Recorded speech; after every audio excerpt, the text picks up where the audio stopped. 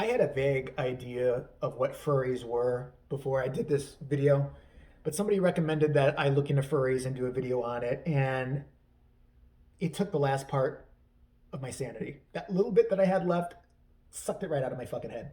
So I watched a documentary on Vice to get familiarized with furries, and I was really enlightened. It is not at all what I thought it was, which was grown people wearing costumes that you would see at people wearing it like Six Flags theme park, people who work there and like passing out in the summertime. Like wearing tiger costumes and zebra costumes and whatever other kind of furry costume they can find, hence the title. It's not a bunch of weirdos who should really get over themselves. It's not at all. It's not. Okay, it's totally that. It's totally all right. Let me get some things out of the way first about what I think about furries. Am I trying to kink shame anybody? No. If that's your niche, if you get off by dressing up like Tony the fucking Tiger and you're 55 years old and that's how you pull your pud and you love it, that's absolutely fine with me. There's not a problem. But okay, are we normalizing everything at this point? Like seriously, is there anything that this woke generation won't normalize? Like I'm just wondering. Like I firmly believe now that I could say to somebody, like I could apply at an office, and so Mr. J, tell me about yourself. Well, I have a YouTube channel. It's really horrible. Don't check it out, or you will fire me. But I think it'd be a really good asset here. Oh, by the way, I'm a physicist. What the fuck's a physicist? Oh well, every morning when I shit, I like to rub my shit all over myself because I'm comforted by the aroma of my own feces. It's a quasi even religious practice. I like to wear it under my clothes. I mean, it won't be on top of me. I'm not a freak or anything like that. But you may occasionally smell rancid feces when I'm working in this office, but you kind of have to deal with it. And if you discriminate against me, there's going to be a lawsuit because these are my people and this is what I do. I guarantee you that the little woke generation or whatever like that would be like, well, yeah, how dare you judge him? He should be able to cover himself in shit and go to his workplace and, type and stuff like that. Is it really bothering anybody? I mean, yeah, they might have smell. You have to make adaptations for him. You have to make room for him, okay?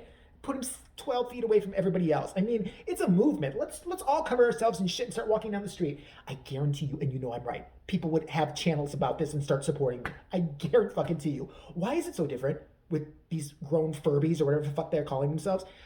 Again, not kink shaming. I don't care if this is how you want to live your life. I don't care if you want to, be a big furry, weird, awkward person all your entire life. That's fine. But if you expect me not to laugh at you, sorry. If I walk into, well, I'm not gonna laugh at you right away. I'd be fucking frightened.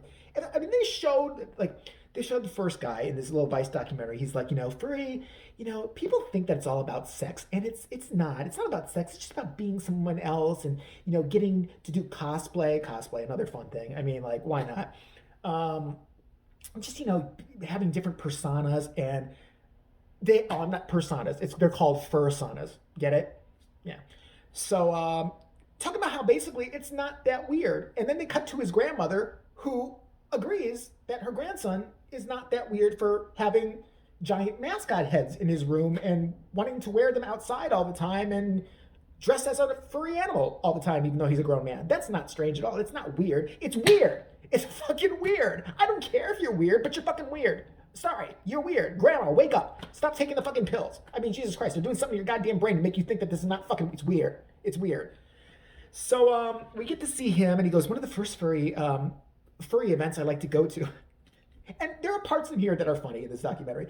He goes, we get together and we bowl, and go look at the Vice documentary, to see these grown people in a bowling alley horrifying other bowlers, a bunch of tigers and bears and all that. Whoa! And actually bowling is the funniest and most disturbing. That's the only thing you could see if you took like a lot of acid and then drank, I don't know, a little bit of like chloroform or something for good measure on top of that. That's the image you would come up with.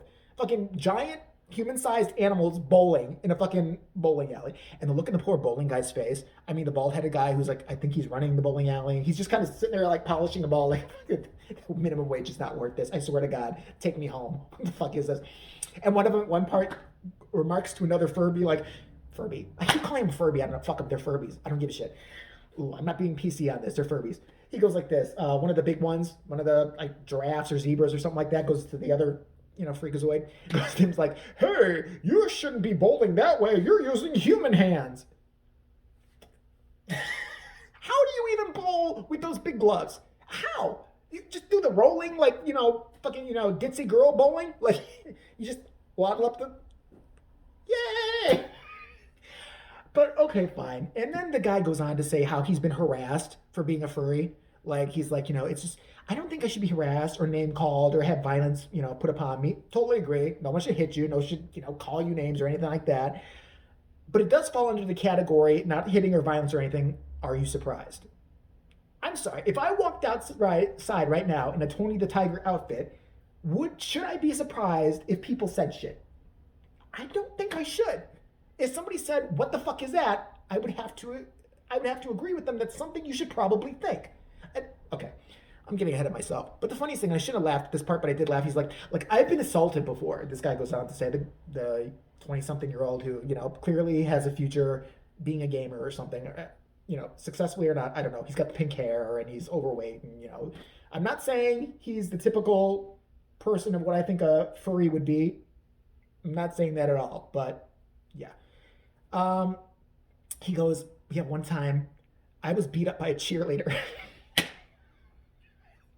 Wait, whoa. Back that story up. How did that happen exactly? Were you like, is that how you found out you were a furry? Like you were like wearing the mascot? You were actually at high school and some like fucking little Tiffany got pissed off. I was like, why is he like trying to be in the pyramid? Seriously. Why is he walking down the hallway like that? I'm gonna so fuck him up. Okay, let's beat his ass.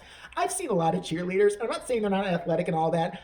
I don't think many of them, I'm not gonna never say all, could take me one-on-one. I'm just first of all, cheerleaders, usually don't have many brains. Let's just put it like that. And a lot of times they're anorexic as hell. I mean, you could, and they'll fall right off the fucking pyramid. You could do it from the stands. That's what's gonna happen.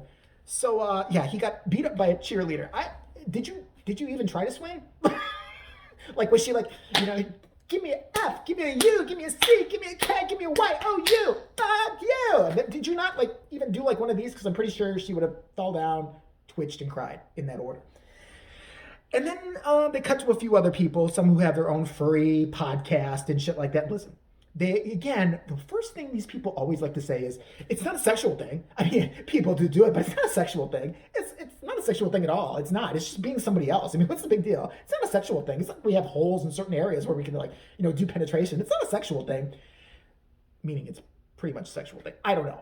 I'm guessing. It probably isn't for all of them. Although we're going to talk about my favorite person in this whole documentary, and you got to watch it. You got to watch the documentary on Vice. Just type furries in YouTube, and I think it's one of the first things that'll come up.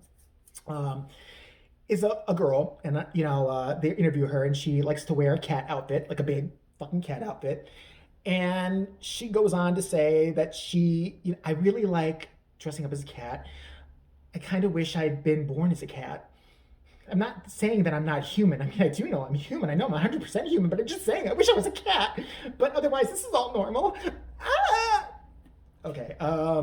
As far as being a cat, I'm pretty sure that you probably sleep 9 hours of the day. I'm pretty sure you probably smell. And I'm pretty sure that you probably shed a lot. So congrats. You're probably already like halfway there to being a cat. Like, no problem. And then she goes on to say, well, yeah, people do have sex. I mean, I've done it before. I've had sex before with my partner, who I immediately just thought was a girl. Like, just because, I know it was a weird way to think, but like, just because the way this woman looked, I assumed it was a girl. It was a very effeminate man. Nothing wrong with effeminate men. And he's like, yeah, it just gets really, and she actually goes, no, it gets really sweaty under that, big like mask, and the tail gets sweaty. It's just really impossible. It's not my thing to do. I think you should keep doing it. I really do, because I want to see these people pass out from the heat while they're fucking. And then I want to see the ambulance driver come up there and be like, oh my God, we got 2 people down. Oh my God, heart attacks will be right there. They show up and they see grown people half naked with big animal heads on them, and they scream and run away. And that's my only problem with furries, to be honest with you. Like, there were some of them like dressed as raccoons and stuff like that who were sitting outside acting like it's completely normal, but they're by themselves. They're not even like in a group, which I might even find more disturbing, but they're just kind of chilling. If I'm walking down the street and I see a fucking raccoon that's 6'1" in the middle of the night just chilling, yeah, I'm gonna run screaming like a girl. I don't give a shit what anybody says. That's horrifying. The fuck, you're scaring children and shit. You should have, for at least, the only reason you shouldn't do it is for that reason alone. And I saw one really inappropriate clip on there. It was one furry dressed very sexually, very provocatively, sashaying through a playground or a park area, and there were little kids like, what is that? What is that? And yes, I would have been like, that's called a freak. That's called a big weirdo walking through there. Why are you doing that in front of kids?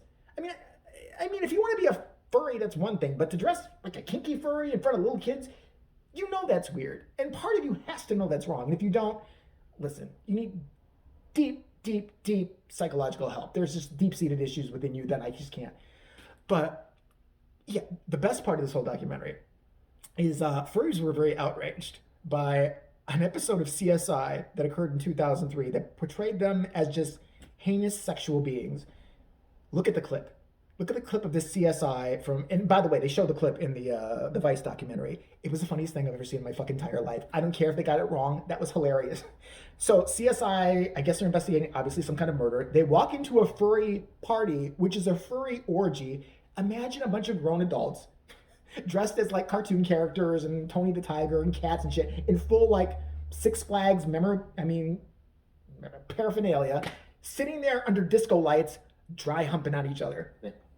It was the funniest fucking thing I've ever seen in my entire life.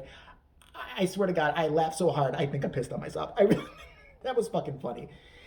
What do I think of them overall?